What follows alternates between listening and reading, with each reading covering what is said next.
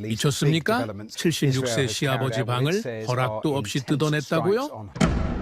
노르웨이 상류층 200년 전통의 바이킹 후손입니다. 추위도 고통도 견디는 게 그들의 자존심이었죠. 그런데 한국 며느리가 이틀 만에 그 자존심을 박살냈습니다. 시아버지 몰래 바닥을 뜯고 온도를 깔아버린 겁니다. 토레우스테는 격분했습니다. 한국인이 우리 전통을 더럽혔어? 가족 회의가 소집됐고 다들 이혼이라고 했죠. 하지만 그날 밤 믿을 수 없는 일이 벌어졌습니다. 그리고 3개월 뒤 지금 노르웨이 스타방에르가 난립니다. 토르스텐 집에 매주 사람들이 몰려들고 시공업체는 3개월 대기해요. 바닥 하나가 무슨 일을 벌인 걸까요? 76세 노인은 왜 한국 며느리를 내 딸이라고 부를까요?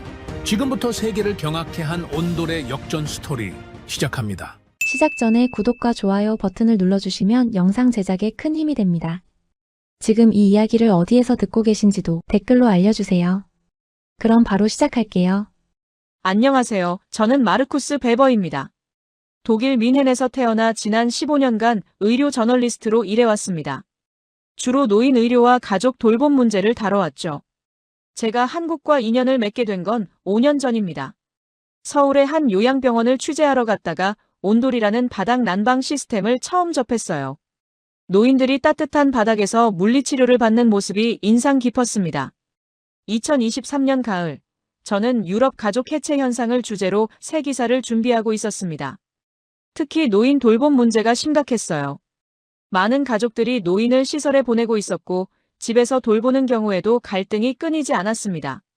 노르웨이 스타방에르에서 흥미로운 사례를 소개받았어요. 76세 노인 토르스텐이 말기 관절염을 앓으면서도 양로원 입소를 완강히 거부하고 있었고 특이하게도 그의 며느리가 한국인이었습니다. 11월 중순, 저는 스타방에르 외곽의 저택을 찾았습니다. 200년은 좋게 되어 보이는 석조 건물이었어요. 회색 돌담에 둘러싸인 3층 저택은 위압적이면서도 고풍스러웠습니다. 정원은 낙엽으로 뒤덮여 있었고 굴뚝에서는 연기가 피어오르고 있었어요. 문을 연 건 30대 중반쯤 되어 보이는 한국 여성 이지현이었습니다. 현관으로 들어서자 차가운 공기가 느껴졌어요. 실내인데도 외투를 벗기가 망설여질 정도였습니다. 지연은 시아버지가 난방을 낮추라고 한다고 설명했어요. 바이킹의 후손은 추위를 두려워하지 않는다는 게 토르스텐의 신념이었습니다. 거실은 넓었지만 어두웠어요. 벽에는 오래된 가족 사진들이 걸려 있었고 소파는 낡았지만 품질 좋은 가죽이었습니다. 온도계는 15도를 가리키고 있었어요. 11월 노르웨이 실내 온도치고는 위험할 정도로 낮았습니다. 지연은 시아버지가 매일 밤 통증 때문에 깬다고 했습니다. 새벽 3시면 어김없이 신음소리가 들린다고요. 관절염이 심해서 걷기도 힘들어하고 의사는 이번 겨울을 넘기기 힘들 수도 있다고 경고했답니다. 그런데도 토르스텐은 양로원을 거부했어요. 이 집에서 태어나서 이 집에서 죽겠다는 고집이었습니다. 2층 서재에서 토르스텐을 만났습니다. 76세 치고는 체격이 좋았어요. 하얀 머리와 수염, 깊게 패인 주름, 날카로운 눈빛. 담요를 무릎에 덮고 있었지만 등은 곧게 펴고 있었습니다. 악수할 때 그의 손가락이 굽어있는 게 느껴졌어요. 관절염이 심각했습니다. 토르스텐은 자신에게 돌봄이 필요 없다고 잘라 말했습니다. 바이킹의 후손은 고통을 견디는 법을 안다고 했어요. 추위도 통증도 다 견딜 수 있다고요. 하지만 마라는 중간중간 얼굴을 찡그렸습니다. 통증이 심한 게 분명했어요. 지연이 약을 먹을 시간이라고 조심스럽게 말했지만 토르스텐은 손을 휘저으며 거부했습니다. 약은 소용없다는 거였죠. 지연이 서재를 나가자 토르스텐은 한숨을 쉬었어요. 한국 며느리는 착하지만 자신들의 방식을 이해하지 못한다고 했습니다. 그가 말하는 방식이란 강한 척하는 것이었어요. 약한 모습을 보이면 안 된다는 거였죠. 아버지도 할아버지도 그랬다고 했습니다. 고통은 혼자 견디는 거라고요. 토르스텐은 창밖을 바라보며 이 집의 역사를 들려줬어요. 200년 전 증조 할아버지가 지은 집이고 대대로 이 집에서 살다 죽었다고 했습니다. 자신도 그럴 거라고요. 오후가 되자 아들 에이나르가 돌아왔습니다. 40대 초반쯤 되어 보이는 그는 지친 표정이었어요. 아버지 상태가 3개월 전부터 급격히 나빠졌다고 했습니다. 혼자서는 계단도 못 내려오는데 양로원은 절대 안 간다고 하니 가족들이 한계라고 했어요. 아내는 매일 아버지 시중을 들고 아들 에릭은 할아버지를 무서워한다고 했습니다. 저녁 6시쯤 에릭이 학교에서 돌아왔습니다. 12세 소녀는 조용히 현관문을 열고 들어왔어요. 할아버지한테 인사드리러 가라는 아버지 말에 에릭의 얼굴이 굳었습니다. 나중에 하겠다며 부엌으로 가버렸어요. 저녁 식사 때 토르스텐이 1층으로 내려왔습니다. 계단을 내려오는데 10분이 걸렸어요. 한 계단 한 계단 난간을 붙잡고 내려왔습니다. 에이나르가 부축하려 하자 손을 뿌리쳤어요. 혼자 할 수 있다고요. 식탁은 무거운 침묵으로 가득했습니다. 토르스텐은 숟가락을 들려다 손을 떨었어요. 관절이 제대로 구부러지지 않았습니다. 에릭은 할아버지를 힐끔힐끔 쳐다보며 조용히 먹었어요. 토르스텐이 에릭에게 왜 자신을 피하냐고 물었습니다. 목소리가 점점 커졌어요. 에릭은 대답하지 않다가 결국 눈물을 글썽이며 고개를 끄덕였습니다. 무서워요라고 작게 말했죠. 식탁은 정적에 휩싸였고 토르스텐은 아무 말 없이 자리에서 일어나 2층으로 올라갔습니다. 그날 밤 저는 객실에 묵었습니다. 새벽 3시쯤 신음소리에 잠이 깼어요. 토르스텐의 방에서 들리는 소리였습니다. 낮고 깊은 신음이 한참 계속되었습니다. 복도에 나가니 지연도 일어나 토르스텐 방문 앞에 서 있었어요. 매일 밤 이렇다고 했습니다. 통증이 심한데 진통제도 안 듣는다고요. 하지만 토르스텐은 도와달라는 말을 하지 않는답니다. 약한 모습을 보이기 싫어서요. 지연이 문을 두드렸지만 토르스텐은 들어오지 말라고 했습니다. 필요 없으니 자러 가라고요. 지연은 더 이상 말하지 않고 돌아섰습니다. 그녀의 어깨가 축 처져 있었어요. 다음 날 아침 저는 에이나르와 정원을 걸었습니다. 그는 더 이상 못 버틸 것 같다고 했어요. 아버지는 고통받고 아내는 지쳐가고 아들은 무서워하니 이게 가족인가 싶다고 했습니다. 그때 지연이 우리를 불렀습니다. 급한 목소리였어요. 한국 친구에게 전화가 왔다고 했습니다. 그 친구의 시아버지도 관절염으로 고생하다가 온도를 깔고 나아졌다는 거예요. 한국 바닥 난방이 관절에 좋다고 했습니다. 지연의 눈에 희망이 보였어요. 작지만 분명한 희망이었습니다. 온돌 이야기를 들은 후 며칠간 저는 그 집에서 지냈습니다. 가족의 일상을 더 깊이 관찰하고 싶었거든요. 그리고 그 며칠 동안 저는 이 집이 얼마나 깊이 얼어붙어 있는지 똑똑히 봤습니다. 토르스텐의 하루는 새벽 3시에 시작되었습니다. 통증 때문에 깨어나는 거였죠. 저는 객실에서 매일 밤 그 신음소리를 들었어요. 처음엔 낮게 시작되다가 점점 커졌습니다. 30분쯤 지나면 침대에서 일어나는 소리가 들렸어요. 발소리가 복도를 지나 서재로 향했습니다. 어느 날 새벽, 저는 조용히 문을 열고 복도로 나갔습니다. 서재 문틈으로 불빛이 새어나왔어요. 살짝 열린 문 사이로 안을 들여다봤습니다. 토르스텐은 창가 의자에 앉아 있었어요. 담요를 무릎에 덮고 창밖을 바라보고 있었습니다. 그의 얼굴은 고통으로 일그러져 있었어요. 한 손으로 무릎을 주무르고 있었지만 소용없어 보였습니다. 그 모습을 보며 생각했습니다. 저 남자는 지금 혼자 싸우고 있구나. 통증과도 싸우고 나이와도 싸우고 자존심과도 싸우고 있구나. 하지만 이기지 못하고 있었어요. 매일 밤 혼자 서재에 앉아 고통을 견디는 게 전부였습니다. 아침이 되면 토르스텐은 아무 일 없었다는 듯 행동했습니다. 지연이 아침 식사를 가져다 주면 고맙다는 말도 없이 받아 먹었어요. 지연은 매일 아침 토르스텐 방을 청소하고 침대 시트를 갈고 약을 챙겨놨습니다. 하지만 토르스텐은 그녀의 노력을 당연하게 여겼어요. 어느 날 아침 지연이 토르스텐 방에서 빨래를 들고 나왔습니다. 땀에 젖은 침대 시트였어요. 밤마다 식은땀을 흘리는 모양이었습니다. 지연의 표정은 무거웠어요. 세탁실로 가면서 한숨을 쉬었습니다. 저는 지연을 따라가 물었습니다. 언제부터 이렇게 돌봐드렸냐고요. 지연은 이 집에 시집 온 지 5년이 됐다고 했습니다. 처음 2년은 괜찮았대요. 토르스텐이 건강했고 손자 에릭과도 잘 놀아줬다고 했습니다. 하지만 3년 전부터 관절염이 시작되면서 모든 게 달라졌다고 했어요. 통증이 심해지면서 토르스텐의 성격도 변했답니다. 예민해지고 화를 자주 냈어요. 특히 에릭이 시끄럽게 하면 참지 못했습니다.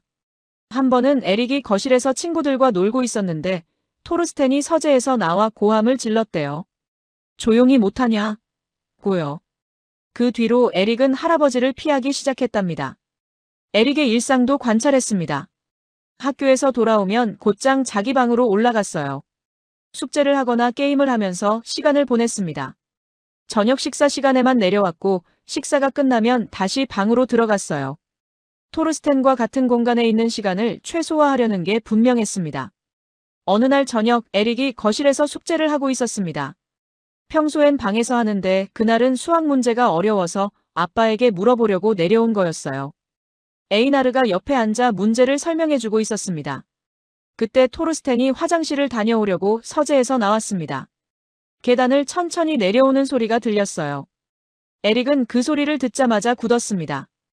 연필을 쥔 손이 떨렸어요. 토르스텐이 거실을 지나갈 때 에릭은 고개를 숙이고 숨을 죽였습니다. 토르스텐은 에릭을 힐끗 보고 지나갔습니다. 아무 말도 하지 않았어요. 화장실 문 닫히는 소리가 들렸습니다. 에릭은 그제야 숨을 내쉬었어요. 에이나르가 아들의 어깨를 쓰다듬었습니다. 말은 하지 않았지만 그의 표정도 무거웠어요. 에이나르와 지연의 관계도 긴장되어 있었습니다. 둘은 대화를 많이 하지 않았어요. 필요한 말만 주고받았습니다. 저녁 식사 메뉴, 에릭 학교 일정, 토르스텐 병원 예약 같은 것들이요. 부부로서의 대화는 거의 없었습니다. 어느 날 밤 에이나르와 지연이 부엌에서 설거지하는 걸 봤습니다. 지연이 설거지를 하고 에이나르가 그릇을 닦았어요. 한참 동안 침묵이 흘렀습니다. 그러다 에이나르가 조용히 말했어요. 미안해라고요. 지연은 손을 멈추고 남편을 바라봤습니다. 에이나르는 계속 말했어요. 아내가 너무 힘들다는 걸 안다고 하지만 자기도 어떻게 해야 할지 모르겠다고 했습니다. 아버지와 아내 사이에서 자신도 지쳐간다고요. 지연은 한숨을 쉬었습니다. 괜찮다고 했어요. 자기가 선택한 일이라고요. 하지만 그녀의 목소리는 지쳐 있었습니다. 둘은 더 이상 말하지 않고 설거지를 마쳤어요. 토요일 오후, 토르스텐의 오랜 친구 한 명이 찾아왔습니다.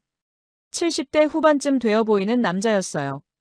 두 사람은 서재에 앉아 이야기를 나눴습니다. 문이 열려 있어서 대화가 들렸어요. 친구는 토르스텐에게 양로원을 고려해보라고 권했습니다. 자기도 작년에 아내를 시설에 보냈는데 오히려 더 좋아졌다고 했어요. 전문적인 돌봄을 받으니 건강도 나아지고 가족들도 편해졌다고요. 하지만 토르스텐은 단호하게 거절했습니다. 나는 이 집에서 죽을 거야 라고 했어요. 친구는 더 이상 말하지 않았습니다. 1시간쯤 있다가 돌아갔어요. 현관에서 지연에게 조용히 말하더군요. 며느님이 고생이 많으시네요. 일주일째 되던 날 의사가 방문 진료를 왔습니다. 토르스텐을 진찰하고 나서 에이나르와 지연을 거실로 불렀어요. 저도 함께 있었습니다. 의사는 심각한 표정으로 말했습니다. 토르스텐의 상태가 예상보다 빠르게 악화되고 있다고요. 관절염이 악화되고 있고 면역력도 떨어지고 있다고 했습니다. 추위에 계속 노출되면 폐렴 같은 합병증이 올 수 있다고 경고했어요. 실내 온도를 최소 20도는 유지해야 한다고 했습니다. 에이나르가 아버지를 설득해보겠다고 했습니다. 하지만 의사는 고개를 저었어요. 토르스텐 같은 성격의 노인들은 설득이 어렵다고 했습니다. 본인이 원하지 않으면 바꿀 수 없다고요. 가족들이 할 수 있는 건 최선을 다해 돌보는 것뿐이라고 했습니다. 의사가 돌아간 후 지연은 소파에 앉아 한참 울었습니다. 에이나르가 옆에 앉아 손을 잡아줬지만 위로의 말은 하지 못했어요. 뭐라고 말해야 할지 모르는 것 같았습니다. 그날 밤 저는 노트에 기록했습니다. 이 집은 서서히 무너지고 있다고요. 토르스텐은 고집으로 버티고 있지만 그 고집이 가족을 함께 무너뜨리고 있다고요. 지연은 헌신하고 있지만 인정받지 못하고 있고 에이나르는 중간에서 무력하고 에릭은 공포 속에 살고 있다고요. 그리고 이렇게 적었습니다. 이 집에 필요한 건 단순히 따뜻한 온도가 아니라 따뜻한 마음인지도 모른다고요. 하지만 마음을 녹이려면 먼저 몸을 녹여야 하지 않을까, 온돌이 그 시작점이 될 수 있지 않을까 하고요. 온돌 이야기가 나온 지 사흘이 지났습니다. 지연은 한국 친구들과 계속 연락하며 정보를 모았어요.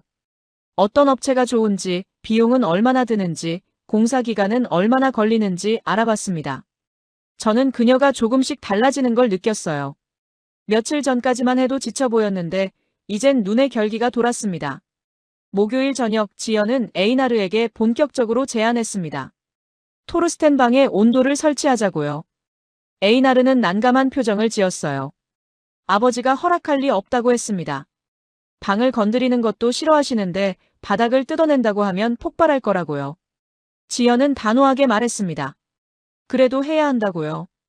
이대로 두면 토르스텐이 이번 겨울을 못 넘길 수도 있다고 했어요. 의사도 그렇게 말했잖냐고요. 에이나르는 한참 고민하다가 고개를 끄덕였습니다. 하지만 아버지한테 어떻게 말씀드릴지가 문제였어요. 그날 밤 부부는 오랫동안 이야기를 나눴습니다.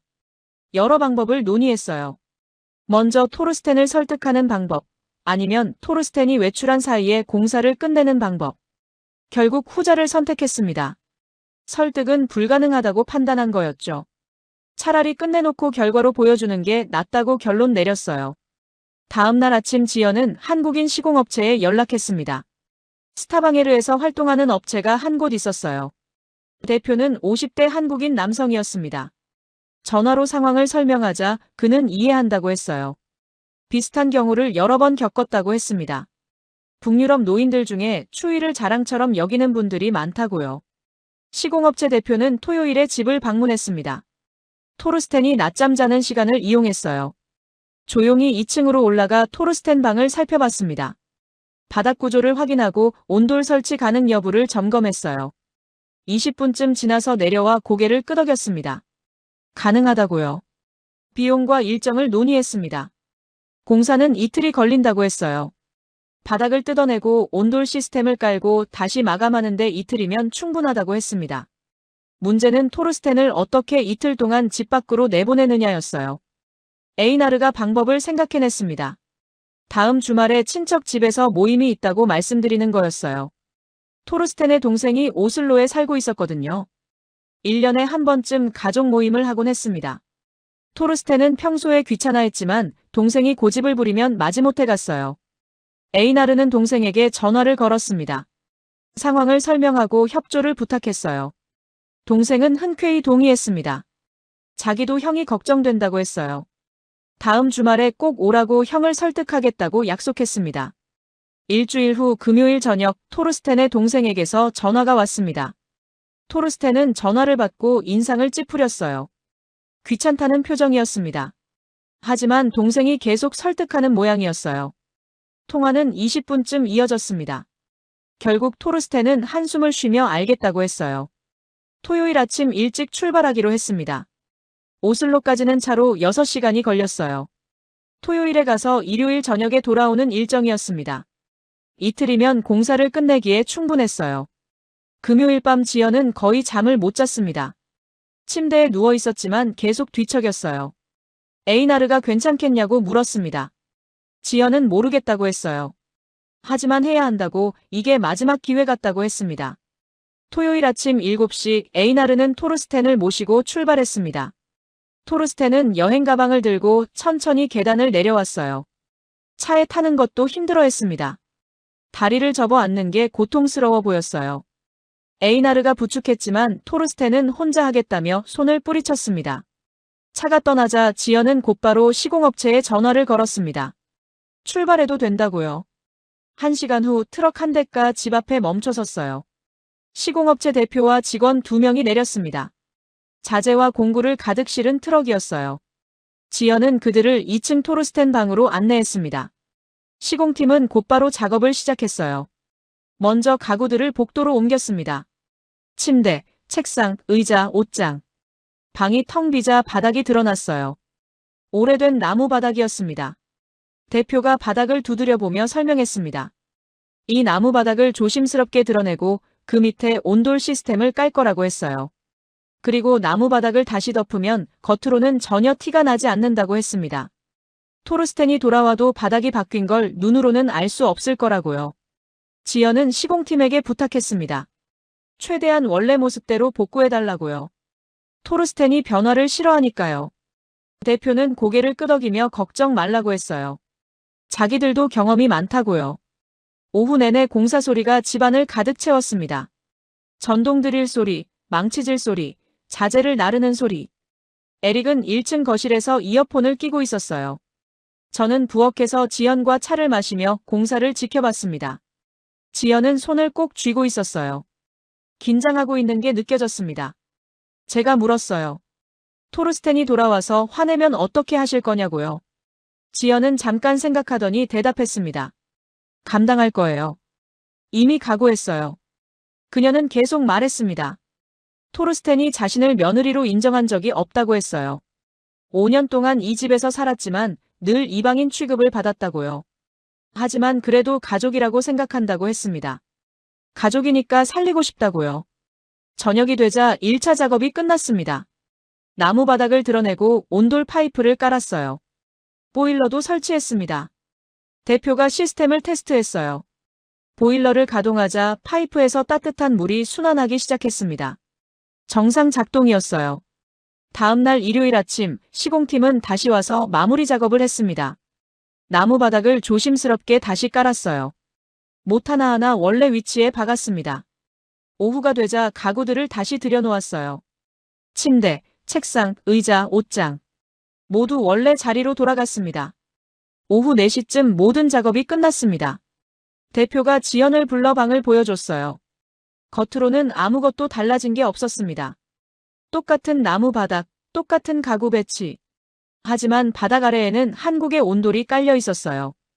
대표가 온도 조절기를 보여줬습니다. 복도 벽에 작게 설치되어 있었어요.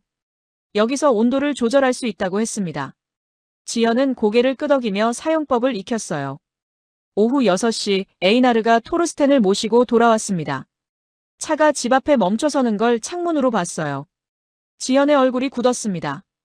에릭은 자기 방으로 올라가 버렸어요. 토르스텐이 천천히 차에서 내렸습니다. 피곤해 보였어요. 여행이 힘들었나 봅니다. 현관으로 들어서며 한숨을 쉬었어요. 지연이 마중을 나갔지만 토르스텐은 고개도 끄덕이지 않았습니다. 계단을 올라가는 토르스텐의 뒷모습을 보며 저는 생각했습니다. 저 남자는 아직 모르고 있어요. 자기 방이 바뀌었다는 걸요. 며느리가 자신을 위해 무슨 일을 했는지 말이에요. 곧 알게 되겠죠. 그때 어떤 반응을 보일지 저는 숨을 죽이고 기다렸습니다. 토르스텐이 2층으로 올라간 지 10분쯤 지났을 때였습니다. 지연과 저는 거실에서 긴장한 채 기다리고 있었어요. 에이나르는 부엌에서 물을 마시고 있었습니다. 집은 조용했어요. 너무 조용해서 오히려 불안했습니다. 갑자기 위층에서 고함 소리가 들렸습니다. 이게 무슨 짓이야?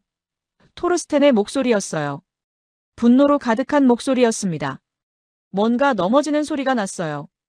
아마 지팡이를 던진 것 같았습니다. 에이나르가 황급히 계단을 올라갔습니다. 지연도 뒤따라갔어요. 저도 조심스럽게 따라 올라갔습니다. 토르스텐은 방문을 활짝 열어놓고 복도에 서 있었어요. 얼굴이 붉게 상기되어 있었고 손이 떨리고 있었습니다. 에이나르가 진정시키려 했습니다. 하지만 토르스텐은 듣지 않았어요. 내 방을 허락도 없이 건드렸어. 고함을 질렀습니다. 그는 방 안을 가리켰어요. 바닥을 보라고 했습니다. 사실 바닥은 똑같아 보였어요. 겉으로는 아무것도 달라진 게 없었습니다. 하지만 토르스텐은 알아챘던 거예요. 바닥에서 미세하게 올라오는 따뜻함을요. 그는 맨발로 서 있었는데 발바닥으로 온기를 느낀 모양이었습니다. 지연이 한 걸음 앞으로 나갔습니다. 아버님, 설명을 드릴게요. 목소리는 떨렸지만 시선은 흔들리지 않았어요. 토르스텐은 그녀를 노려봤습니다. 설명? 무슨 설명을 하겠다는 거야? 지연은 차분하게 말하기 시작했습니다. 아버님 건강을 위해서였다고, 의사 선생님이 따뜻한 환경이 필요하다고 했다고, 한국의 온돌이 관절염에 좋다고요. 하지만 토르스텐은 손을 휘저으며 말을 끊었어요. 내가 동양인한테 신세를 지라고 했나? 우리 가문은 200년 동안 이 집을 지켜왔어. 우리 방식대로 살아왔다고. 그의 목소리는 점점 커졌습니다. 한국인이 와서 우리 전통을 더럽혔어. 그 말을 듣는 순간 지연의 얼굴이 굳었습니다.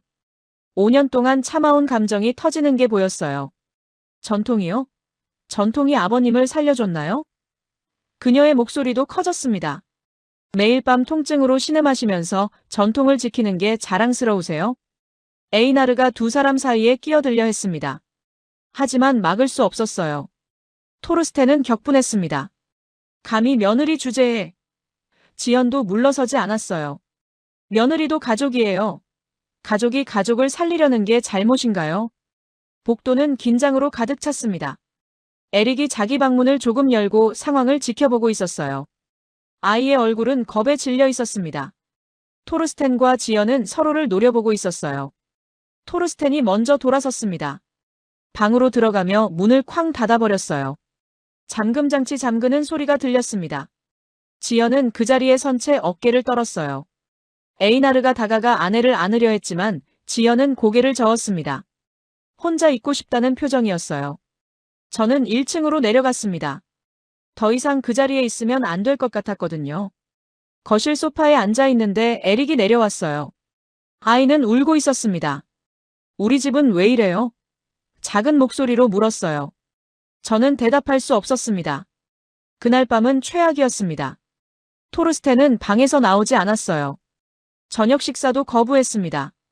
지연이 문 앞에 음식을 놓고 갔지만 밤새 그대로 있었어요. 지연은 자기 방에 들어가 문을 잠갔습니다. 에이나르는 거실 소파에서 밤을 보냈어요. 저는 잠들 수 없었습니다. 객실에 누워 천장을 바라봤어요. 창밖으로 눈이 내리기 시작했습니다. 첫눈이었어요. 하얀 눈이 조용히 쌓여가는 걸 보며 생각했습니다. 이 가족은 이제 끝인가? 선의로 한 일이 오히려 가족을 완전히 갈라놓은 건가? 새벽 2시쯤 화장실을 가려고 복도로 나갔습니다. 그때 토르스텐 방에서 소리가 들렸어요. 신음소리였습니다. 평소보다 더 깊고 고통스러운 소리였어요. 여행의 피로와 분노로 몸 상태가 더 나빠진 모양이었습니다. 저는 문 앞에서 망설였습니다. 노크를 해야 하나? 하지만 토르스텐은 아무도 원하지 않을 거예요. 그냥 지나치려는데 신음이 멈췄습니다. 대신 발소리가 들렸어요. 침대에서 일어나는 소리였습니다. 몇 걸음 걷는 소리가 났습니다. 그리고 무언가 바닥에 주저앉는 소리. 그 후 조용해졌어요. 저는 귀를 기울였습니다. 토르스텐이 바닥에 앉아 있는 것 같았어요. 한참이 지났습니다. 5분, 10분, 15분. 토르스텐은 바닥에 계속 앉아 있었어요. 아무 소리도 나지 않았습니다. 저는 조심스럽게 제 방으로 돌아갔어요. 새벽 4시쯤 다시 소리가 들렸습니다. 문 열리는 소리였어요. 복도로 나가보니 토르스텐이 방문을 열고 서 있었습니다. 어둠 속에서 그의 실루엣만 보였어요. 그는 복도로 나와 벽에 기댔습니다. 저는 숨을 죽였습니다. 토르스텐은 한참 동안 그렇게 서 있었어요. 무언가 생각하는 것 같았습니다. 그러더니 천천히 방으로 돌아갔어요. 하지만 이번엔 문을 닫지 않았습니다. 반쯤 열어둔 채로요. 아침이 밝았습니다. 7시쯤 지연이 일어났어요. 부엌으로 내려와 커피를 끓였습니다. 얼굴은 창백했고 눈은 부어 있었어요. 밤새 운 모양이었습니다. 에이나르도 소파에서 일어났어요. 둘은 서로를 바라봤지만 말을 하지 않았습니다. 8시가 되자 위층에서 문 열리는 소리가 났습니다. 토르스텐이었어요. 계단을 천천히 내려오는 소리가 들렸습니다. 평소보다 더 느렸어요. 한 계단 한 계단 조심스럽게 내려왔습니다. 거실에 나타난 토르스텐의 모습은 놀라웠습니다. 평소처럼 굳은 표정이 아니었어요. 얼굴에는 피로가 역력했고 눈가에는 눈물 자국 같은 게 있었습니다. 그는 소파에 천천히 앉았어요. 지연이 조심스럽게 다가갔습니다. 아버님, 아침 드실래요? 토르스텐은 고개를 끄덕였습니다. 말은 하지 않았지만 거부하지도 않았어요. 지연은 부엌으로 가서 식사를 준비했습니다. 식탁에 4사람이 앉았습니다. 토르스텐, 에이나르, 지현 그리고 저. 에릭은 학교에 간 시간이었어요. 아무도 말하지 않았습니다. 숟가락 소리만 조용히 울렸어요. 식사를 마치고 토르스텐이 입을 열었습니다. 간밤에. 그의 목소리는 낮았어요. 간밤에 바닥에 앉아 있었네. 지현과 에이나르가 동시에 고개를 들었습니다. 30년 만에 통증 없이 앉아 있었어. 토르스텐은 계속 말했습니다. 처음엔 화가 나서 바닥을 밟지도 않으려 했다고요. 침대에만 누워 있으려 했다고요. 하지만 새벽에 통증이 너무 심해서 일어났고 우연히 바닥에 발을 디뎠다고 했습니다. 그 순간 느낌이 달랐다고요. 따뜻했어. 발바닥부터 따뜻함이 올라왔지. 그는 자기 손을 내려다봤어요. 그래서 앉아봤네. 바닥에. 그랬더니 목소리가 떨렸습니다. 무릎이 안 아팠어. 30년 동안 매일 밤 괴롭히던 통증이 사라졌다고. 지연의 눈에 눈물이 고였습니다. 하지만 아무 말도 하지 않았어요. 토르스텐은 계속했습니다. 2시간을 앉아 있었네. 움직이지도 않고. 그냥 따뜻함을 느꼈어. 그는 고개를 들어 지연을 바라봤습니다. 어제 한 말은 미안하네. 짧은 말이었지만 무게가 있었어요. 토르스텐 같은 사람이 사과한다는 것, 그건 쉬운 일이 아니었으니까요. 토르스텐의 사과 이후 집안 분위기가 조금씩 바뀌기 시작했습니다. 극적인 변화는 아니었어요. 여전히 조심스러웠고 긴장감도 남아 있었습니다. 하지만 뭔가 달랐어요. 벽에 작은 균열이 생긴 것처럼, 얼음이 조금씩 녹기 시작하는 것처럼요. 그날 오후 토르스텐은 2층 방에서 대부분의 시간을 보냈습니다. 하지만 예전과는 달랐어요. 서재가 아니라 자기 침실에 있었거든요. 문도 열어뒀습니다. 완전히 열어둔 건 아니고 반쯤이요. 그래도 변화였어요. 닫힌 문은 거부였지만 열린 문은 가능성이었으니까요.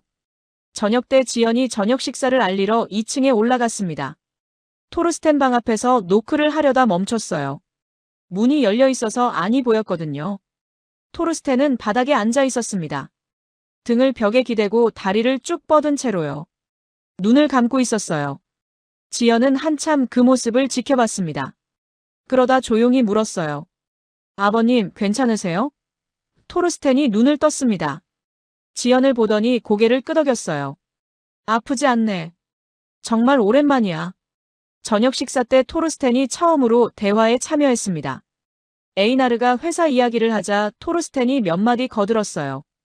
조언이라기보다는 의견 정도였지만 그래도 대화였어요. 지연이 내일 뭘 해드릴까 물었을 때도 고맙다고 짧게 대답했습니다. 에릭이 학교에서 돌아왔을 때는 저녁 8시쯤이었습니다. 친구 집에서 놀다 왔다고 했어요. 현관에 들어서며 조심스럽게 위층을 쳐다봤습니다. 평소 습관이었어요. 할아버지가 어디 계신지 확인하는 거였죠. 에이나르가 아들을 불렀습니다. 에릭, 할아버지한테 인사드려. 에릭의 몸이 굳었어요. 하지만 이번엔 거부하지 않았습니다.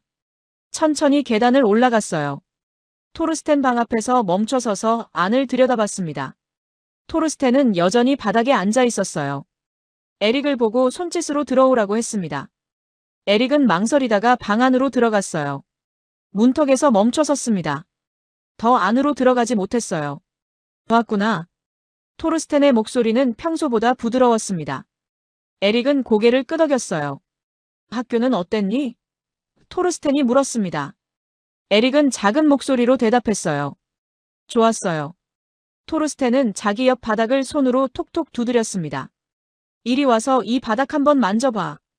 에릭은 움직이지 않았어요. 무서운 건지 망설이는 건지 알 수 없었습니다. 토르스텐은 재촉하지 않았어요. 그냥 기다렸습니다. 한참 후 에릭이 한 걸음 앞으로 나갔습니다. 그리고 또 한 걸음. 천천히 할아버지 쪽으로 다가갔어요. 토르스텐 옆에 조심스럽게 앉았습니다. 둘 사이에는 여전히 거리가 있었지만 같은 바닥에 앉아 있었어요. 손 대봐. 토르스텐이 말했습니다. 에릭은 손을 뻗어 바닥을 만졌어요. 따뜻해요. 놀란 목소리였습니다. 토르스텐은 고개를 끄덕였어요. 그렇지.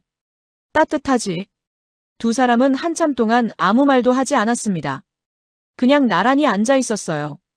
에릭은 바닥을 계속 만지작거렸습니다. 토르스텐은 창밖을 바라봤어요. 침묵이었지만 불편한 침묵은 아니었습니다. 할아버지. 에릭이 조용히 말했습니다. 네. 토르스텐이 손자를 봤어요. 이제 안 무서워요. 에릭의 목소리는 여전히 작았지만 확실했습니다. 토르스텐은 잠깐 멈칫했어요. 그러더니 손을 뻗어 에릭의 머리를 쓰다듬었습니다. 미안하구나. 토르스텐의 목소리가 갈라졌습니다. 할아버지가 너를 무섭게 했구나. 에릭은 고개를 저었어요. 이제는 괜찮아요. 두 사람은 다시 침묵 속에 앉아 있었습니다. 하지만 이번에는 거리가 조금 좁혀져 있었어요. 1층에서 지연이 그 모습을 지켜보고 있었습니다. 계단 아래에 서서 위를 올려다보고 있었어요. 눈물이 흘러내렸지만 닿지 않았습니다. 에이나르가 옆에 와서 아내의 손을 잡았어요. 지연은 남편을 보며 작게 웃었습니다. 그날 밤 토르스텐은 처음으로 제대로 된 저녁 식사를 했습니다. 1층 식탁에 내려와 가족과 함께 앉았어요. 지연이 만든 노르웨이 요리였습니다. 토르스텐은 천천히 먹으며 가끔 에릭을 쳐다봤어요. 에릭도 할아버지를 보며 웃었습니다. 식사 후 토르스텐이 거실 소파에 앉으려다 멈췄습니다. 그리고 바닥을 내려다봤어요. 한참 생각하더니 천천히 바닥에 앉았습니다. 다리를 펴고 벽에 등을 기댔어요. 에릭이 할아버지 옆에 앉았습니다. 자연스럽게요. 에이나르와 지연도 소파 대신 바닥에 앉았습니다. 네 사람이 거실 바닥에 둘러앉았어요. TV는 켜지 않았습니다. 그냥 앉아 있었어요. 토르스텐이 입을 열었습니다. 이 집 이야기를 해줄까? 그는 천천히 말하기 시작했습니다. 200년 전 증조 할아버지 이야기를요. 어부였던 그가 어떻게 이 집을 지었는지, 폭풍 속에서도 바다로 나갔던 이야기들을요. 할아버지와 아버지 이야기도 했어요. 모두 강한 사람들이었다고 했습니다. 우리 가문은 강해야 했어. 바다는 약한 자를 용서하지 않았으니까. 토르스텐의 목소리는 잔잔했어요. 그래서 나도 강한 척했지. 아파도 힘들어도 말하지 않았어. 그게 바이킹의 방식이라고 믿었거든. 에릭이 물었습니다. 이제는 안 그래도 돼요? 토르스텐은 손자를 봤어요. 그런 것 같구나. 강한 척하는 것보다 솔직한 게 더 용기 있는 일인지도 모르겠어. 밤 10시가 넘어서야 모두 자리에서 일어났습니다.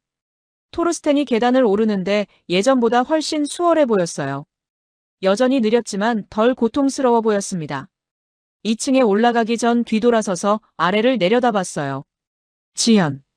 그가 며느리를 불렀습니다. 지연이 고개를 들었어요. 고맙네.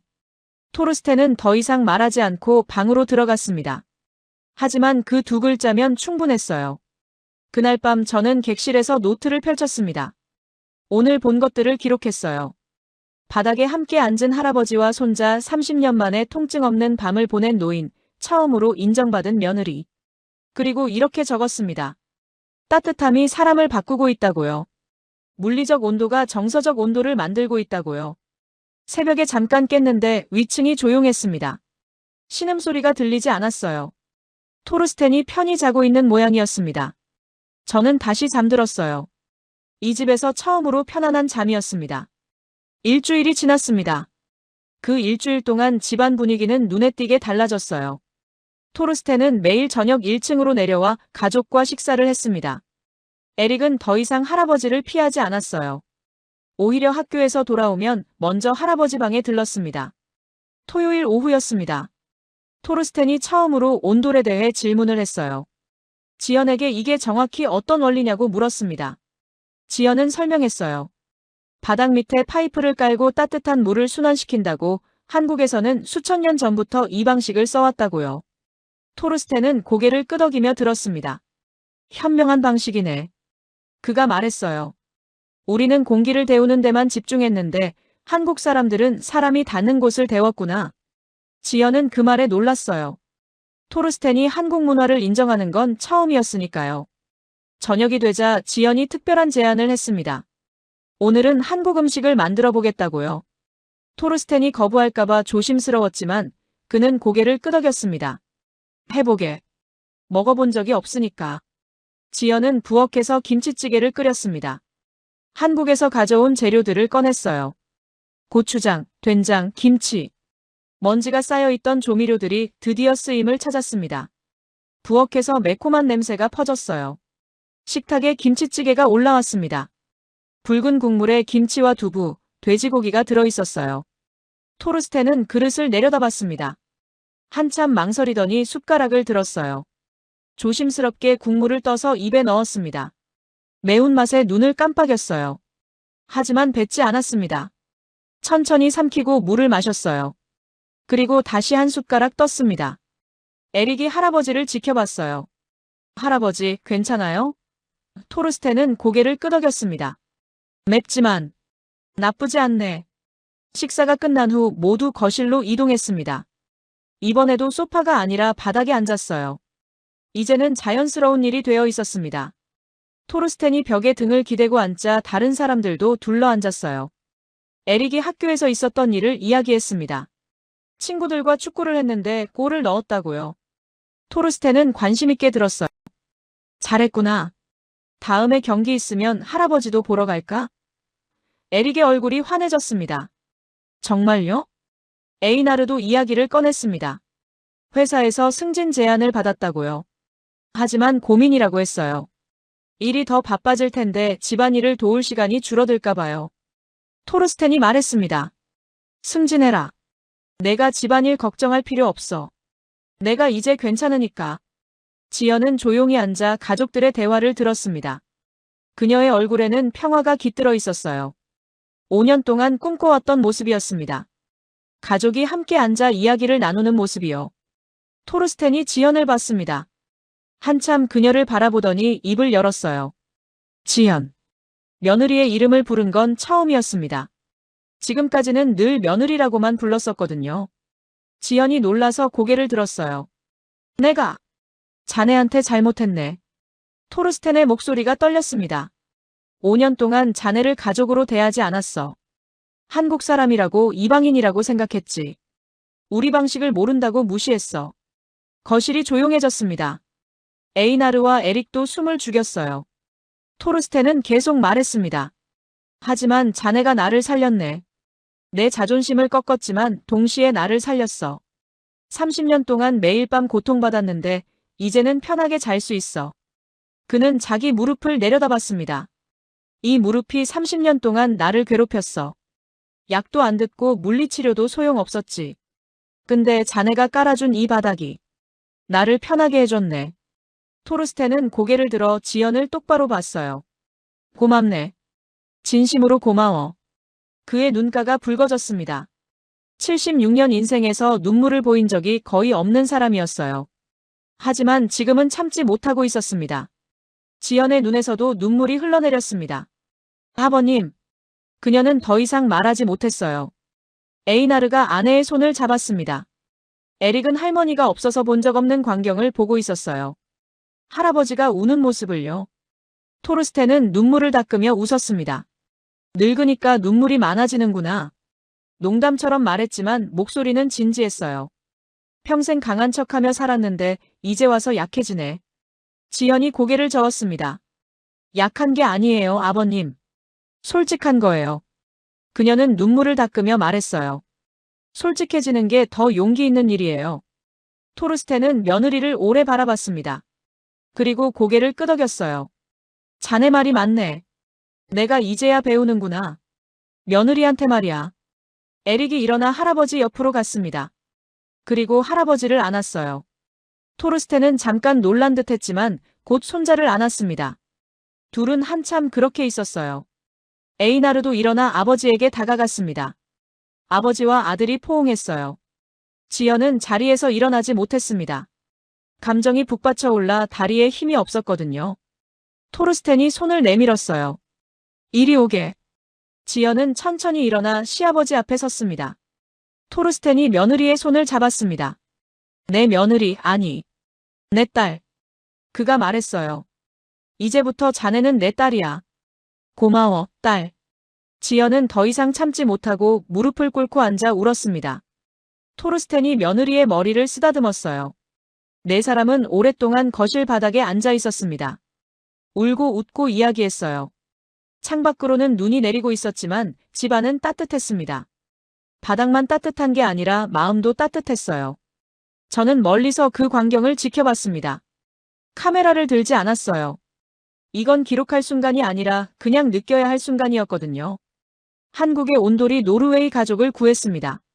바닥을 데웠고 바닥이 사람을 모았고 모인 사람들은 다시 가족이 되었어요. 밤 11시가 넘어서야 모두 자리에서 일어났습니다. 토르스텐은 계단을 천천히 올라갔어요. 하지만 이번에는 혼자가 아니었습니다. 에릭이 할아버지 손을 잡고 함께 올라갔어요. 두 사람의 뒷모습을 보며 에이나르와 지연은 웃었습니다. 그날 밤 저는 노트에 이렇게 적었습니다.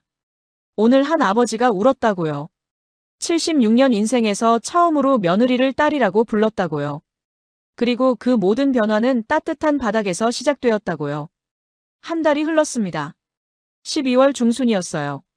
스타방에르는 완전히 겨울에 접어들었습니다. 해는 오후 3시면 지고 기온은 영하로 떨어졌어요. 하지만 그 집은 달랐습니다. 겨울이 깊어질수록 집안은 더 따뜻해졌어요. 토르스텐의 변화는 놀라웠습니다. 매일 아침 7시면 일어나 1층으로 내려왔어요. 예전처럼 통증 때문에 새벽에 깨는 일이 거의 없었습니다. 의사도 놀랐어요. 정기검진 때 토르스텐의 관절 상태를 보고 고개를 갸우뚱했습니다. 수치가 좋아졌다고 했어요. 염증 수치가 떨어지고 가동 범위가 넓어졌다고요. 토르스텐은 온돌의 효과를 주변 사람들에게 말하기 시작했습니다. 오래된 친구들이 방문하면 2층 방으로 안내했어요. 신발을 벗고 바닥에 앉아보라고 권했습니다. 친구들은 처음엔 의아해했지만 곧 놀랐어요. 토르스텐, 이게 뭔가? 바닥이 따뜻해. 토르스텐은 자랑스럽게 설명했습니다. 한국의 온돌이라고 며느리가 깔아줬다고요. 어느 날 토르스텐이 지연에게 제안했습니다. 집 전체에 온돌을 깔면 어떻겠냐고요. 1층 거실과 주방, 2층 다른 방들까지 모두요. 지연은 놀랐어요. 아버님, 비용이 많이 들어요. 하지만 토르스텐은 단호했습니다. 돈은 내가 낼 테니 걱정 말게. 이 집 전체가 따뜻해져야 해. 공사가 시작되었습니다. 이번에는 숨길 필요가 없었어요. 토르스텐이 직접 시공업체와 상의하고 일정을 조율했습니다. 일주일 동안 집은 공사장이 되었어요. 하지만 아무도 불평하지 않았습니다. 오히려 기대했어요. 공사가 끝난 날 저녁 토르스텐은 가족회의를 소집했습니다. 거실 바닥에 모두 둘러앉았어요. 토르스텐이 말했습니다. 이번 크리스마스는 특별하게 보내고 싶네. 친척들을 모두 초대하면 어떨까? 에이나르가 놀라서 물었습니다. 친척들을요? 아버지, 작년에는 조용히 보내자고 하셨잖아요. 토르스텐은 웃었어요. 작년하고는 다르지. 올해는 보여줄 게 있어. 이 집이 얼마나 따뜻해졌는지 말이야. 지연이 조심스럽게 말했습니다. 아버님, 한국 음식도 좀 준비해도 될까요? 토르스텐은 고개를 끄덕였어요. 당연하지. 자네 나라 음식을 대접하게. 김치찌개 말고 다른 것도 만들어봐. 크리스마스 준비가 시작되었습니다. 지연은 한국 음식 재료를 주문했어요. 잡채, 불고기, 김밥, 떡볶이를 만들기로 했습니다. 에이나르와 에릭은 트리를 장식했어요. 토르스텐은 의자에 앉아 지휘했습니다. 거기 좀 더 왼쪽, 아니야 오른쪽. 친척들에게 초대장을 보냈습니다. 토르스텐의 동생 가족 에이나르의 사촌들 모두 15명이었어요. 다들 놀랐습니다. 토르스텐이 사람 모으는 걸 싫어한다는 걸 알고 있었거든요. 하지만 초대를 받으니 거절할 수 없었어요. 크리스마스 이브 아침이었습니다. 지연은 새벽부터 부엌에서 음식을 준비했어요. 에이나르가 도왔고 에릭도 간단한 일을 거들었습니다. 토르스텐은 2층에서 내려와 부엌 문 앞에 섰어요. 도와줄 일 없나? 지연은 깜짝 놀랐습니다. 토르스텐이 부엌일을 도와준다고 한 건 처음이었어요. 아버님, 괜찮으세요? 쉬세요. 하지만 토르스텐은 고집을 부렸습니다. 늙었다고 손놀림까지 못 쓰는 건 아니야. 뭐 시키게? 지연은 채소를 썰어달라고 부탁했습니다. 토르스텐은 도마 앞에 앉아 천천히 당근을 썰었어요. 손이 예전처럼 자유롭지 않았지만 정성스럽게 했습니다. 지연은 시아버지 옆에서 고기를 양념했어요. 부엌에는 고추장 냄새와 마늘 냄새가 가득했습니다. 지연. 토르스텐이 조용히 말했습니다. 응. 지연이 고개를 들었어요. 자네 부모님은 한국에 계시지? 지연은 고개를 끄덕였습니다. 네, 부산에 계세요. 토르스텐은 잠깐 생각하더니 말했어요. 내년에 초대하게. 여기로 오시라고 해. 지연의 손이 멈췄습니다. 정말요? 토르스텐은 당근을 썰며 말했어요. 당연하지. 우리 사돈 어른들이잖아. 인사도 드려야지. 늦었지만. 오후 4시쯤 첫 손님들이 도착했습니다. 토르스텐의 동생 가족이었어요. 현관문을 열고 들어서자마자 놀랐습니다. 형님, 집이 왜 이렇게 따뜻해요? 토르스텐은 웃으며 대답했어요. 신발 벗고 들어와 봐. 더 놀랄걸. 동생 부부는 신발을 벗고 거실로 들어왔습니다. 바닥을 밟는 순간 눈이 커졌어요. 이게 뭐예요? 바닥이 뜨거워. 토르스텐은 자랑스럽게 설명했습니다. 온돌이라고 한국 전통 난방 방식이라고요. 우리 며느리가 설치해줬어. 덕분에 30년 만에 편하게 살고 있지. 다른 친척들도 차례로 도착했습니다. 모두 같은 반응을 보였어요. 바닥의 따뜻함에 놀라고 토르스텐의 밝은 표정에 더 놀랐습니다. 형님이 이렇게 웃는 건 처음 봐요. 누군가 말했어요. 토르스텐은 웃으며 대답했습니다. 몸이 따뜻해지니까 마음도 따뜻해지더군. 저녁 6시 식사가 시작되었습니다. 식탁에는 노르웨이 요리와 한국 요리가 함께 올라왔어요. 연어 요리 옆에 불고기가 있었고 감자 요리 옆에 잡채가 있었습니다. 친척들은 한국 음식을 처음 보는 사람이 많았어요. 토르스텐이 먼저 불고기를 집어먹었습니다. 맛있어. 다들 먹어봐. 그의 권유에 친척들도 하나씩 시도했어요. 처음엔 조심스러웠지만 곧 접시를 비웠습니다. 이게 한국 음식이에요? 정말 맛있네요. 식사 후 모두 거실로 이동했습니다. 소파는 부족했어요. 하지만 아무도 걱정하지 않았습니다. 다들 자연스럽게 바닥에 앉았어요. 15명이 거실 바닥에 둘러앉았습니다. 어떤 사람은 다리를 펴고 어떤 사람은 무릎을 세우고 어떤 사람은 옆으로 비스듬히 앉았어요. 토르스텐이 중앙에 앉아 이야기를 시작했습니다. 이 집의 역사를 말했어요. 200년 전 증조 할아버지 이야기, 대대로 이어온 전통. 하지만 이번에는 끝이 달랐습니다. 우리는 오랫동안 강한 척했어. 추위도 견디고 고통도 견뎠지. 하지만 이제는 알아. 전통보다 중요한 게 있다는 걸. 그는 지연을 받습니다. 가족이야. 함께 따뜻하게 사는 게 진짜 전통이지. 친척들이 박수를 쳤어요. 지연은 눈물을 참으며 고개를 숙였습니다. 에릭이 할아버지 옆에 앉아 기대었습니다. 토르스텐은 손자를 안으며 말했어요. 이 아이가 나를 무서워했었어. 내가 차갑게 대했거든. 근데 이제는 안 그래. 우리 둘 다 따뜻해졌으니까. 밤 10시가 넘어서야 손님들이 돌아가기 시작했습니다.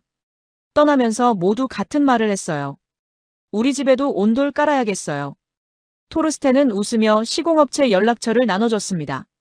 꼭 해봐. 인생이 달라질 거야. 마지막 손님이 떠나고 집은 다시 조용해졌습니다. 에이나르, 지현, 에릭, 토르스텐은 거실 바닥에 그대로 앉아 있었어요. 아무도 일어나지 않았습니다. 그냥 함께 있고 싶었거든요. 올해 최고의 크리스마스였어. 에이나르가 말했습니다. 토르스텐은 고개를 끄덕였어요. 내 인생 76년 중에서도 최고였네. 그는 천장을 올려다봤습니다. 아내가 봤으면 좋았을 텐데. 우리 집이 이렇게 따뜻해진 걸 말이야. 지현이 조용히 말했습니다. 보고 계실 거예요. 분명히. 토르스텐은 며느리를 봤어요. 그리고 웃었습니다. 그렇겠지. 하늘에서 웃고 계시겠어. 한국 며느리가 이 집을 구했다고. 창밖으로 눈이 내리고 있었습니다. 하얀 눈이 조용히 쌓여갔어요. 하지만 집안은 따뜻했습니다. 네 사람은 한참 동안 바닥에 앉아 눈 내리는 걸 바라봤어요. 말은 없었지만 마음은 통했습니다. 그날 밤 저는 노트에 마지막 기록을 남겼습니다. 오늘 한 가족이 크리스마스를 보냈다고요. 200년 된 집에서 바닥에 둘러앉아 한국 음식을 먹으며 전통과 변화가 만나 새로운 전통을 만들었다고요. 그리고 그 중심에는 따뜻한 바닥이 있었다고요. 3개월이 흘렀습니다. 2024년 3월 중순이었어요. 노르웨이의 겨울은 끝나가고 있었습니다. 낮이 길어졌고 눈은 녹기 시작했어요. 하지만 이 이야기의 진짜 봄은 날씨가 아니라 사람들 마음속에서 찾아왔습니다. 토르스텐의 건강은 놀랍도록 좋아졌습니다. 정기검진을 받으러 병원에 갔을 때 의사는 믿을 수 없다는 표정을 지었어요. 토르스텐 씨, 도대체 뭘 하신 거예요? 의사는 검사 결과를 들여다보며 물었습니다. 관절 염증 수치가 정상 범위로 내려왔고 가동 범위는 6개월 전보다 40%나 넓어졌어요. 체중도 3kg 늘었습니다. 건강하게 찐 거였죠. 토르스텐은 자랑스럽게 대답했습니다. 한국 온도를 깔았어요. 며느리 덕분이죠. 의사는 고개를 갸우뚱했어요. 온돌이요? 그게 이렇게까지 효과가 있나요? 토르스텐은 웃으며 말했습니다. 직접 경험해보면 알 거예요. 몸만 따뜻해지는 게 아니에요. 마음까지 따뜻해지거든요. 의사는 진지하게 물었습니다. 좀 더 자세히 설명해 주시겠어요? 토르스텐은 천천히 말했어요. 30년 동안 매일 밤 통증 때문에 잠을 설쳤다고, 새벽이면 서재에 혼자 앉아 고통을 견뎠다고요. 하지만 온도를 깔고 나서는 달라졌다고 했습니다. 따뜻한 바닥에 누우면 관절이 풀렸고 밤새 푹 잘 수 있었다고요. 그것뿐이 아니에요. 토르스텐은 계속 말했습니다. 온돌 덕분에 가족이 다시 모였어요. 바닥에 함께 앉게 되니까 자연스럽게 대화가 늘었죠. 손자랑도 가까워졌고요.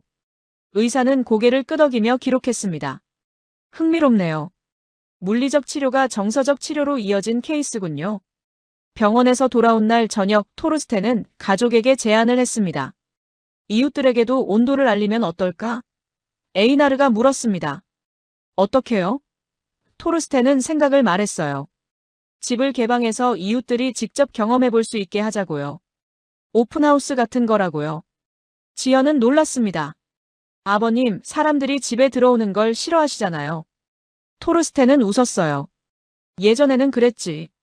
근데 이제는 달라. 좋은 걸 나누고 싶어졌어. 에릭이 신이 나서 말했습니다. 할아버지, 저도 친구들 초대해도 돼요? 토르스텐은 손자의 머리를 쓰다듬었어요. 물론이지. 다음 주 토요일로 날짜를 정했습니다. 이웃들에게 초대장을 돌렸어요. 우리 집 온도를 경험해 보세요. 토요일 오후 2시부터 6시까지. 간단한 문구였지만 반응은 뜨거웠습니다. 20가구가 넘게 참석하겠다고 답했어요. 토요일이 되었습니다. 오후 2시부터 사람들이 도착하기 시작했어요.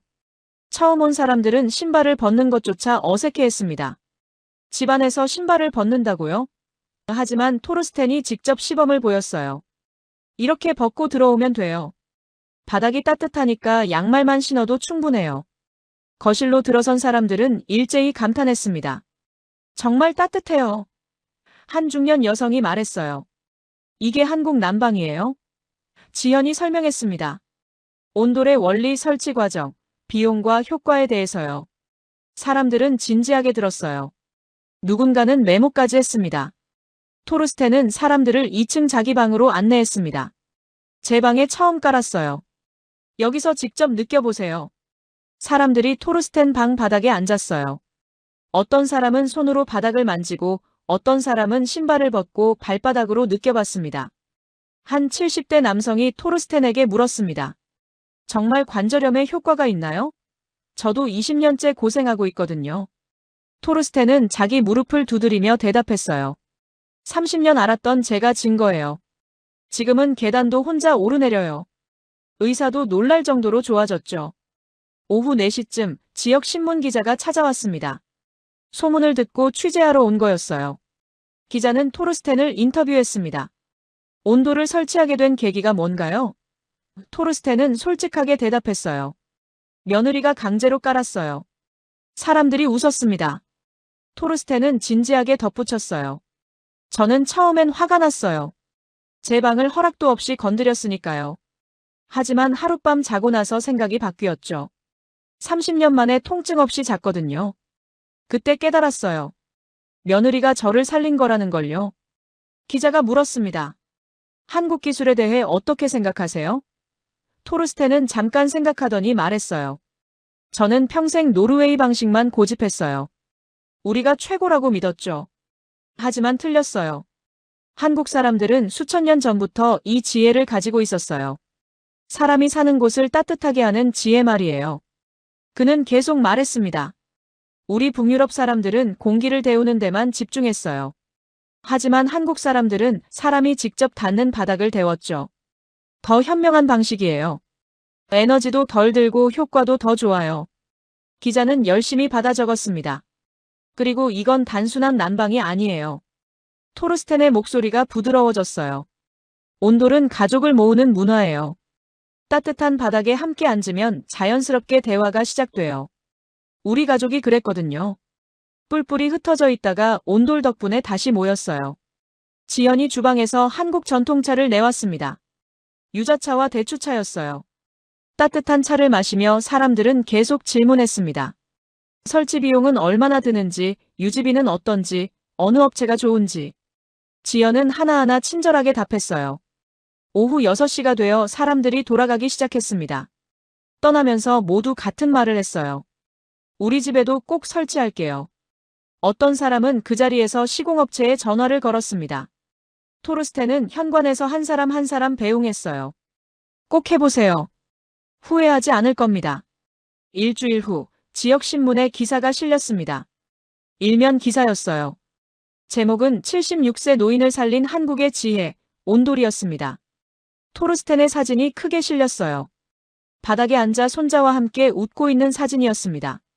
기사는 토르스텐의 이야기를 자세히 다뤘어요. 30년간의 투병, 가족과의 갈등, 그리고 온도를 통한 극적인 회복. 마지막 단락이 인상적이었습니다. 바이킹의 후손도 따뜻함 앞에서는 무릎을 꿇었다. 하지만 그것은 패배가 아니라 지혜였다.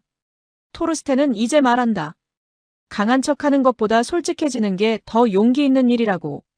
기사가 나간 후 반응은 폭발적이었습니다. 스타방에르 전역에서 문의가 쏟아졌어요. 시공업체는 주문을 감당할 수 없을 정도였습니다. 대기자 명단이 석 달치로 늘어났어요. 한국 온돌 붐이 일어난 겁니다. 토르스텐의 집에도 계속 방문객이 찾아왔습니다. 직접 보고 싶다는 사람들이었어요. 토르스텐은 모두 환영했습니다. 집을 개방하고 경험을 나눴어요. 어떤 주말에는 30명이 넘게 찾아왔습니다. 4월 어느 날 지연의 부모님이 한국에서 왔습니다. 토르스텐이 초대한 거였어요. 공항에 온 가족이 마중을 나갔습니다. 지연의 아버지는 60대 후반이었고 어머니는 60대 초반이었어요. 노르웨이에 오는 건 처음이었습니다. 집에 도착하자 지연 어머니는 놀랐습니다. 어머, 바닥이 따뜻해. 지연 아버지도 신발을 벗으며 감탄했어요. 딸이 시댁에 온돌을 깔았다고 하더니 정말이네. 토르스텐이 나와 정중하게 인사했습니다. 노르웨이어와 한국어 사이에서 지연이 통역했어요. 저녁 식사 자리에서 두 아버지는 바닥에 나란히 앉았습니다. 말은 통하지 않았지만 지연이 중간에서 통역했어요. 토르스텐은 지연 아버지에게 말했습니다. 사돈어른, 따님 덕분에 제가 살았습니다. 정말 훌륭한 딸을 키우셨어요. 지연 아버지는 눈시울이 붉어졌습니다. 딸이 고생했을 텐데. 이해해 주시고 받아주셔서 감사합니다. 두 노인은 손을 맞잡았어요. 말은 통하지 않았지만 마음은 통했습니다. 며칠 후 지연의 부모님이 돌아가는 날이었습니다. 공항에서 작별 인사를 할 때 지연 어머니가 말했어요. 사돈어른 건강하세요. 내년에 또 올게요. 토르스텐은 고개를 끄덕이며 대답했습니다. 꼭 오세요. 기다리겠습니다. 저는 5개월간의 취재를 마치고 독일로 돌아갈 준비를 했습니다. 마지막 날 저녁 토르스텐네 가족은 저를 위해 작별 만찬을 준비했어요. 거실 바닥에 둘러앉아 식사를 했습니다. 한국 음식과 노르웨이 음식이 함께 올라온 식탁이었어요. 식사 후 토르스텐이 제게 말했습니다. 마르쿠스, 자네가 우리 이야기를 기록해줘서 고맙네.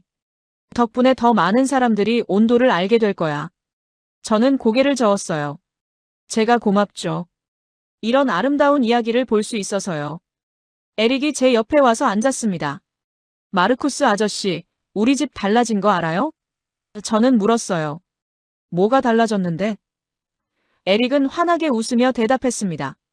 이제 우리 집은 안 추워요. 할아버지도 안 무섭고요. 다 따뜻해졌어요. 공항으로 떠나기 전 마지막으로 그 집을 둘러봤습니다. 200년 된 석조 건물은 여전히 같은 모습이었어요. 하지만 안은 완전히 달랐습니다. 따뜻했고 밝았고 웃음소리가 가득했어요. 토르스텐은 현관에서 저를 배웅했습니다. 악수를 하며 그가 말했어요. 기억하게, 마르쿠스. 이 이야기는 온돌에 관한 게 아니야. 사람에 관한 거지. 따뜻함이 사람을 어떻게 바꾸는지에 관한 이야기야. 차를 타고 떠나면서 뒤를 돌아봤습니다. 토르스텐, 에이나르, 지현, 에릭이 현관에서 손을 흔들고 있었어요. 한 가족이었습니다. 진짜 가족이요. 6개월 후 제 기사가 출판되었습니다. 유럽 여러 나라에서 번역되었고 큰 반향을 일으켰어요. 노르웨이뿐 아니라 스웨덴, 덴마크, 핀란드에서도 온돌에 대한 관심이 폭발했습니다. 한국 시공업체들이 북유럽에 지사를 세웠어요. 하지만 제게 가장 소중한 건 따로 있었습니다. 토르스텐에게서 온 편지였어요. 손으로 쓴 편지. 관절염이 있는 손으로 한 글자 한 글자 정성스럽게 쓴 거였죠. 친애하는 마르쿠스에게. 자네가 떠난 후 우리 집은 더욱 행복해졌네. 에릭은 매일 내 방에 와서 숙제를 해. 따뜻한 바닥에 나란히 앉아서 말이야. 지연의 한국 요리 실력도 늘었어. 이젠 김치도 직접 담그더군. 에이나르는 승진했고 가족과 보내는 시간도 늘었네. 난 매일 아침 통증 없이 일어나. 이게 얼마나 큰 축복인지 자네는 알겠지. 76년 인생에서 지금이 가장 행복해. 한국에서 온 며느리와 한국에서 온 온돌 덕분이야. 언제든 다시 오게.